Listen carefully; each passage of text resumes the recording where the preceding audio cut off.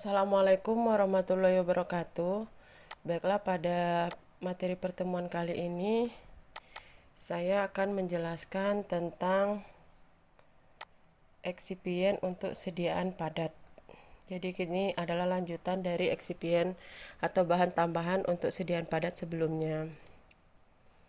Nah, sebelum kita masuk ke materi, kita bahas dulu metode pembuatan tablet atau sediaan padat. Itu ada 3 macam, yaitu yang pertama gempa langsung. Ini merupakan metode pembuatan tablet dengan mengempa langsung zat aktif dan tambahannya tanpa adanya perlakuan awal. Jadi semua bahan dicampur kemudian langsung diberi tekanan kuat atau digempa. Kemudian yang kedua itu granulasi basah, di mana di sini ada bahan tambahan lain yaitu adanya cairan pengikat. Berarti ada tambahan air atau pelarut untuk membentuk cairan pengikatnya. Dan yang ketiga itu granulasi kering. Ini adalah campuran zat aktif dan bahan tambahannya dalam kondisi kering, kemudian dikempah tapi membentuk granul yang besar. Setelah itu dipecahkan, kemudian baru membentuk ukuran tablet atau sediaan padat sesuai keinginan. Jadi ini digunakan untuk zat yang tidak tahan pemanasan dan lembab. Apa membedakan antara granulasi basah, granulasi kering, dan gempa langsung? Itu adalah cara pengerjaannya. Nah, di sini terlihat bahwa granulasi basah itu ada tambahan larutan pengikat, kemudian membentuk massa granul, diayak, dikeringkan, dan diayak kembali, kemudian baru kita tambah lubrikan, pelincir, dan penghancurnya, kemudian baru diberi tekanan. Sedangkan granulasi kering itu adalah pencampuran bahan obat, kemudian dibentuk selaging. Selaging ini tablet ukuran besar. Setelah itu dihancurkan kembali, pengecilan ukuran, kemudian penambahan lubrikan, pelincir, dan penghancur, kemudian diberi tekanan. Kenapa harus ada pembentukan ukuran yang besar? Ini tujuannya untuk mencampur sediaan bahan obat, kemudian membentuk ukuran-ukuran yang hampir sama rata antara partikel-partikel yang terbentuk, sehingga proses pencetakan tablet atau pengempaan sediaan itu menjadi lebih bagus atau lebih padat. Nah, gempa langsung itu campuran bahan obat kemudian baru diberi tekanan. Dosis, jadi kalau kita menentukan metode pembuatan itu mau gempa langsung atau granulasi basah atau granulasi kering, kita lihat dulu pertama dosis. Kalau dia kecil dari 50 mg biasanya orang menggunakan gempa langsung atau granulasi basah. Kalau dosisnya besar, dilihat lagi kompaktibilitasnya bagaimana. Kalau baik, kalau jelek bagaimana. Kalau jelek, kita lihat dulu stabilitasnya, baru kita bandingkan lagi. Kalau stabilitasnya baik, berarti granulasi basah aqueous. Kalau jelek, granulasi basah non aqueous, atau bisa juga dengan granulasi kering ya. Nah, kalau aliran, jika dia baik, dia gempa langsung. Jika jelek, itu granulasi kering. Nah, sekarang desintegran ini adalah bahan tambahan berikutnya, eksipien berikutnya dari sediaan tablet. Jadi dia ada eksternal dan internal. Jadi dia bisa ditambahkan saat eksternal, bisa ditambahkan ke dalam bagian internal.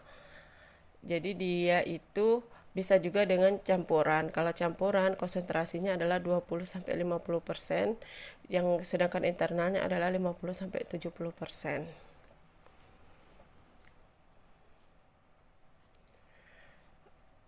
Kemudian pengikat, ini juga ada 2 metode. Yang pertama pencampuran saat kering, kemudian baru dibasahi dengan alkohol atau air atau campurannya yang merupakan pelarut yang kita gunakan.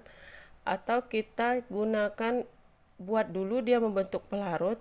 Jadi pengikat ini hanya ditambahkan untuk granulasi basah. Kalau granulasi kering dan gempa langsung tidak memerlukan cairan pengikat, tidak memerlukan penambahan pengikat. Tadi kan terlihat di metodenya bahwa ini ada bahan pengikat, di sini tidak ada, dan di sini tidak ada.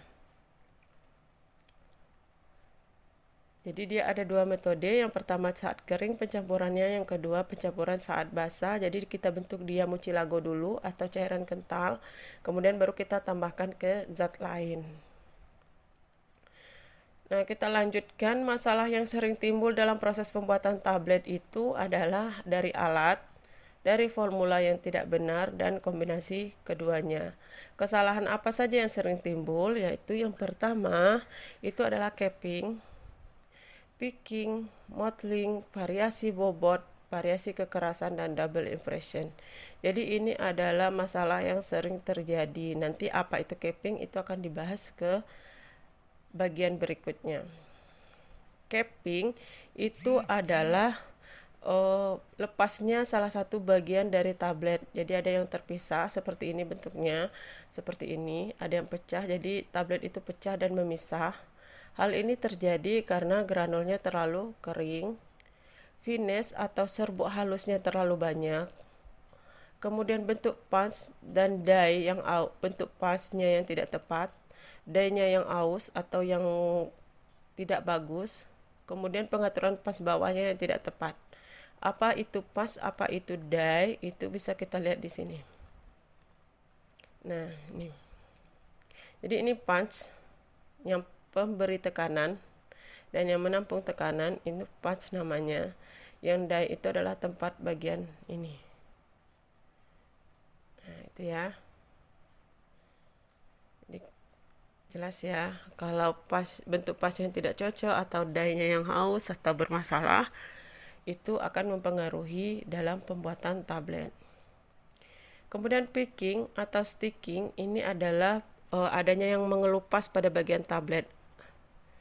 Nah, itu kenapa? Karena terjadi pengikatnya yang kurang, lubrikannya yang kurang, atau adanya bahan yang titik leburnya rendah. Jadi pengikat atau pelincirnya kurang, dia akan membentuk seperti ini, ada yang lupas sedikit atau bentuk bagiannya tidak rata. Kemudian mottling ini adalah bagian warnanya, warna yang kita berikan itu tidak merata atau menyebar. Jadi terjadinya seperti ini. Jadi tidak terlihat estetik atau cantik untuk dilihat atau enak untuk dilihat karena warnanya menumpuk-numpuk. Nah, itu mottling namanya. Hal ini terjadi karena adanya bahan obat atau degradasinya berbeda warna dengan excipientnya atau bahan tambahannya. Yang kedua, itu terjadinya migrasi pewarna. Jadi itu adalah mottling.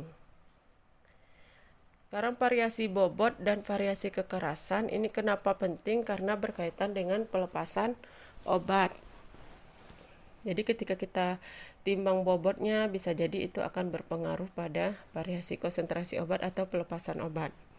Penyebabnya kenapa? Karena ukuran dan distribusi ukuran granul atau campuran, kemudian aliran massa yang kurang baik, gelidan yang kurang efektif, pencampuran gelidan yang tidak baik, kecepatan mesinnya terlalu tinggi, dan variasi punch. Jadi ini adalah penyebab dari variasi bobot dan kekerasan tablet.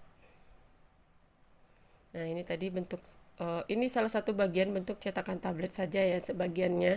Jadi kita akan melihat kalau kita membuat tablet itu kita masukkan dulu sediaannya ke sini, bahan tambahan dan bahan tambahan dan bahan zat aktifnya dimasukkan ke sini, nanti akan ada tekanan dari sini.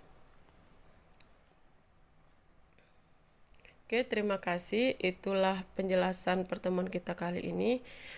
Saya akhiri. Assalamualaikum warahmatullahi wabarakatuh.